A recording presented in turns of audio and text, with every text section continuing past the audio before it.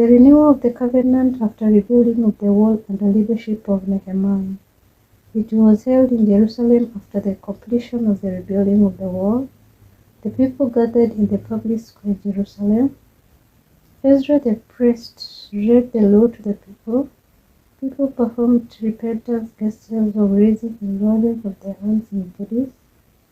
The whole community of men, women, and children participated.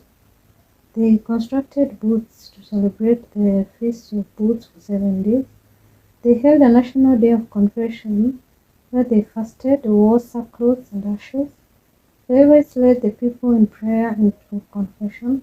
They sealed the covenant by signing the agreement under the leadership of Nehemiah and the priests. The people promised to obey the Mosaic law.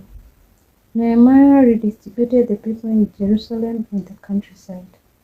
5b. Nehemiah's reforms on the observance of the Sabbath. He directed the gates to be shut until the Sabbath was over. He condemned commercial activities that were carried out on the Sabbath. He warned the people of Sabbath's wrath if they continued to abuse the temple. He reminded the nobles of Judah that God punished the Israelites because of their ancestors. He stationed his personal guards at the gates to prevent traders from entering on the Sabbath. He commanded the Levites to protect the purity of the Sabbath by purifying themselves. The Levites were to guard the temple gates. He threatened the traders who camped outside the wall with arrest if they did not withdraw. 5c. 7 lessons Christians learned from Nehemiah's ministry. Christians should trust God and seek His guidance in all their deeds, like Nehemiah. Christians should be prayerful. Christians should be ready to fight for and defend the gospel. Christians should be good planners. Christians should be mindful of the welfare of the weak and the poor. Christians should set goals and plan their activities. Christians should love their countries, to patriotic. Christians should endure persecution and opposition. Christians should be the vision carriers of their societies. Christians should value teamwork in their work. Christians should be working and committed to their work. Christians should condemn all forms of social injustice in the society. Christians should fight for helplessness. For Christians should fight for the oppressed in the society. Take practical measures to alleviate suffering in the community. Christians should emulate the leadership qualities of Nehemiah in rebuilding better society both spiritually and socially. 6a. Traditional African concept of African community. Members of the community include the unborn, the living dead or the ancestors. Members of the community speak a common language. Members of the community share common interests and features. Members of a community strive to foster the common good of each other. African community is made up of smaller units called clans. Members are closely related by blood, marriage, adoption, or ancestry. Members of a community carry out similar economic activities. Each community has its own distinct rules, taboos, beliefs, and customs.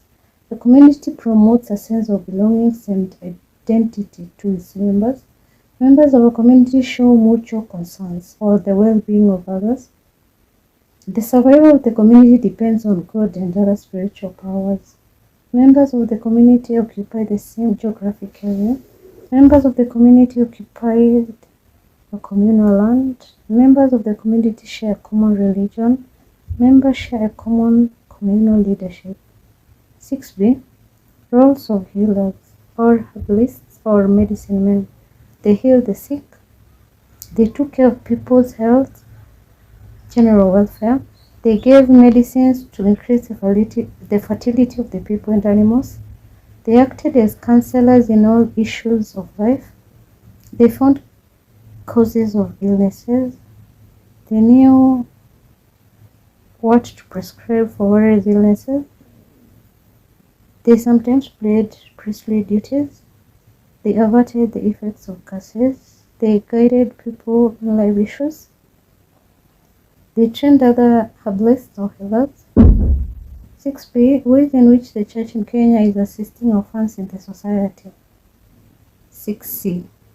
Preaching or teaching about the need to care for the orphans. Organize adoption of the orphans. Build homes or rehabilitation centers for the orphans. Pray for the orphans. Provide basic or financial material help. Visit them. Offer vocational or basic education to enhance their skills.